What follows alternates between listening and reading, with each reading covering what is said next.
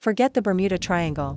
There is a place in the frozen north where physics bend and history is erased. Since 1988, 16,000 people haven't just died here, they have dissolved. No wreckage. No bodies. No trace, from the ghost town of Portlock, emptied by a flesh and blood monster, to the shape-shifting Kushtaka that steals human souls, and the massive, ancient pyramid buried deep beneath the ice that the government tried to hide. In the Alaska Triangle, being lost is the least of your problems. Welcome to the Silent Void.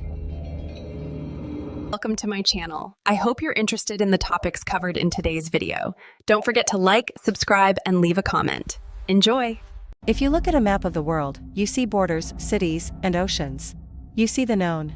But there are places on this planet that refuse to be mapped. Places where the laws of physics seem to bend, where history is erased, and where human beings simply cease to exist. We have all heard of the Bermuda Triangle. It is a pop culture icon, a mystery wrapped in tropical waters.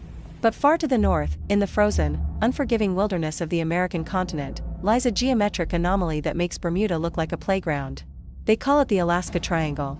It creates a jagged scar across the state, stretching from the urban center of Anchorage, south to the capital of Juneau, and all the way north to the icy outpost of Barrow, now known as Utqiagvik. Within this boundary lies a landscape of breathtaking beauty and absolute terror. The statistics are unsettling. Since 1988, more than 16,000 people have vanished within this zone. That is more than double the national average. But the numbers are not the frightening part. The frightening part is the silence. When a plane crashes, there is wreckage. When a ship sinks, there is debris. When a hiker falls, there is a body. But in the Alaska Triangle, things do not crash. They dissolve. Military aircraft, tourists, seasoned survivalists, they vanish without a distress call, without a trace, leaving behind a silence so deep it feels predatory. Is it the extreme weather? Is it the magnetic anomalies that confuse our technology? Or is it something ancient, something that was here long before us, waking up beneath the ice? To understand the true nature of this beast, we cannot look at charts or graphs. We must go back to a specific time and place where the horror had a name. We must travel to the ghost town of Portlock. In the early 20th century, Portlock was a thriving cannery town on the southern edge of the Kenai Peninsula. It was a hard life, but a good one. Russian Aleut families lived there, harvesting the bounty of the sea. But by 1950, Portlock was empty. A ghost town. History books might tell you it was economics. They might say the chromium mine dried up where the fish stopped running. But if you dig into the local archives, into the dusty interviews with the elders who were children when they fled, you find a different story. The town wasn't abandoned. It was evacuated. The trouble began in the 1940s. Loggers and hunters, men who knew the woods better than anyone, started reporting a strange sensation. The feeling of being watched. Not by a bear. Bears are loud, they break branches, they smell of musk. This watcher was silent. Then, the disappearances began. Men would go into the hills to hunt Dall sheep and never return.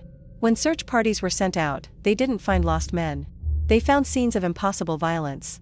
According to the accounts of Melania Kell, who was born in Portlock in 1934, and other elders of the Nantionac people, the bodies that were recovered were not just killed. They were dismantled. Some were found floating in the lagoon, torn apart with a surgical brutality that no wolf or grizzly bear possesses. One logger was found with a blow to the head so severe it had crushed his skull, yet he was found far from any cliffs or falling rocks. It was as if he had been struck by a giant sledgehammer wielded by a massive hand. The locals gave this terror a name, the Nantionac. In the native tongue, it translates roughly to the half-man, half-beast. Cryptozoologists might call it a Bigfoot or a Sasquatch. But the Nantionac described by the people of Portlock was different. The Sasquatch of the Pacific Northwest is often described as shy, a gentle giant that avoids contact. The Nantionac was aggressive. Territorial. It threw large logs at people. It stalked them. It seemed to take pleasure in the fear it generated. By 1949, the atmosphere in Portlock had shifted from unease to hysteria. Survivors spoke of a thick, unnatural gray fog that would roll into the village just before an attack. A fog that dampened sound and brought with it an overwhelming sense of dread. People stopped leaving their homes. They nailed their windows shut.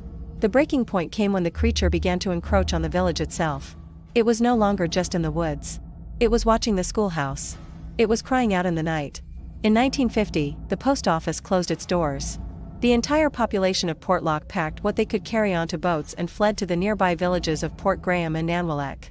They left behind furniture, family heirlooms, and a life they had built for decades. They chose poverty and displacement over spending one more night in the shadow of the Nantionac. Today, Portlock remains abandoned. The forest has reclaimed the houses. But fishermen who pass by the area still report strange occurrences. They talk of navigation systems failing near the shore. They talk of seeing dark, massive shapes moving between the trees. And they talk of the silence, a heavy, unnatural silence where no birds sing. But the Nantionac is a creature of flesh and blood. What happens when the danger isn't biological, but something far more abstract? Something that threatens not just your body, but your reality? October 16, 1972. A date that is etched into the history of American aviation. A Cessna 310 aircraft took off from Anchorage International Airport. On board were 4 men, the pilot, Don Johns, an aide named Russell Brown, Alaska's Congressman Nick Begich, and the Majority Leader of the United States House of Representatives, Hale Boggs. These were not amateurs. Johns was a legendary bush pilot. The plane was in good condition. The flight path to Juneau was standard. They never arrived. When a plane carrying the Majority Leader of the U.S. House goes missing, the reaction is unprecedented. The United States government launched the largest search and rescue operation in its history up to that point. For 39 days, 40 military aircraft, 50 civilian planes, and hundreds of boats scoured a grid of 325,000 square miles. They used high-altitude thermal imaging. They had soldiers walking grid lines in the wilderness. They analyzed satellite data. They found nothing. Not a wingtip. Not a seat cushion. Not a scrap of metal.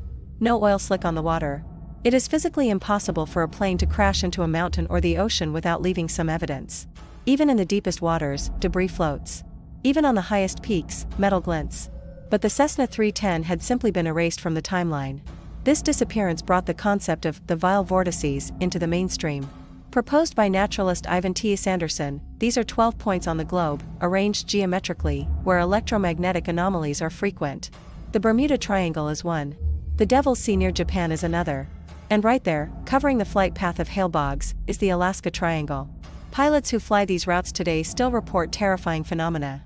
They call it electronic fog. They describe entering a cloud bank where their radios stop working, their GPS spins wildly, and the horizon seems to vanish. More disturbing are the reports of time distortion. Pilots claim to have flown for 30 minutes, checking their watches constantly, only to land and find that the control tower recorded their flight as taking nearly 2 hours. Or the reverse, landing hours early with fuel tanks that should be empty.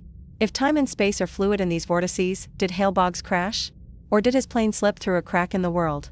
Did they enter a navigational error that wasn't about direction, but about dimension? While science looks to magnetism, the indigenous Tlingit people have a different, older explanation for why people wander into the wilderness and never return. They do not blame magnetic fields. They blame the Kushtaka. The translation of Kushtaka is deceptively simple, land otter man. To the uninitiated, an otter sounds cute, harmless.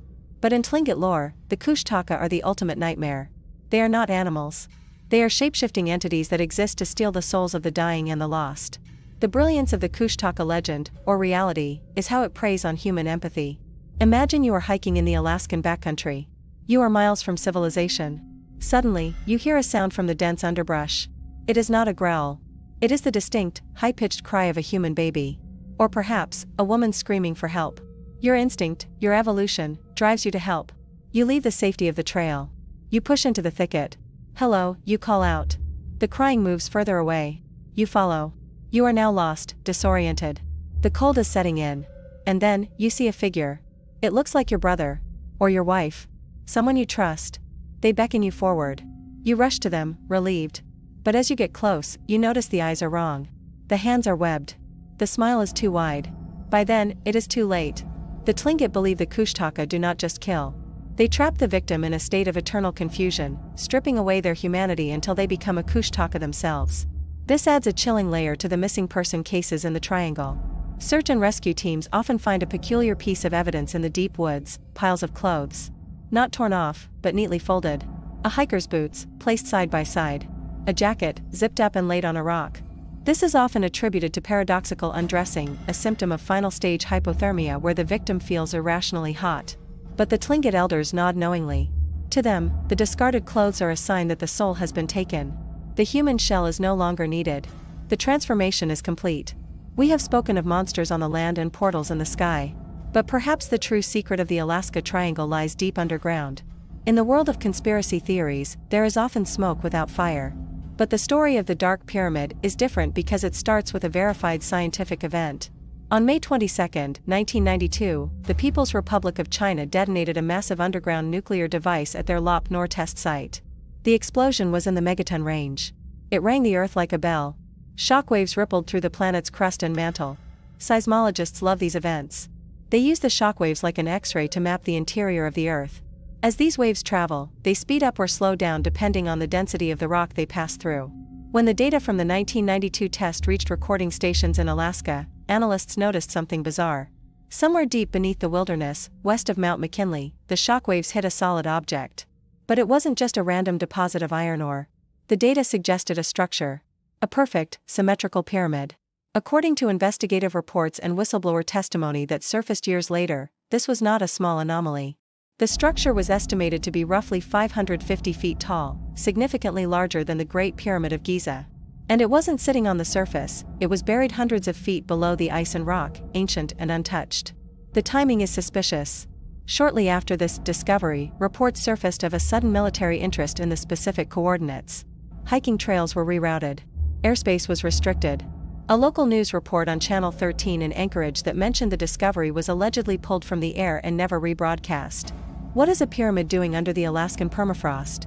Some theories suggest it is a relic of a pre-Ice Age civilization, a society that existed before the continents froze over.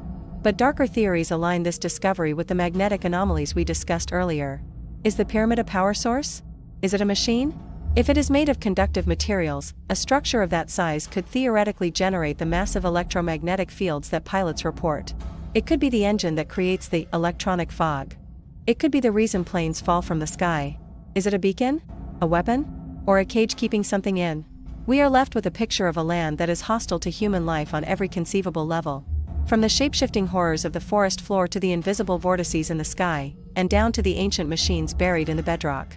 Alaska is the last frontier, not because we haven't conquered it, but because it refuses to be conquered.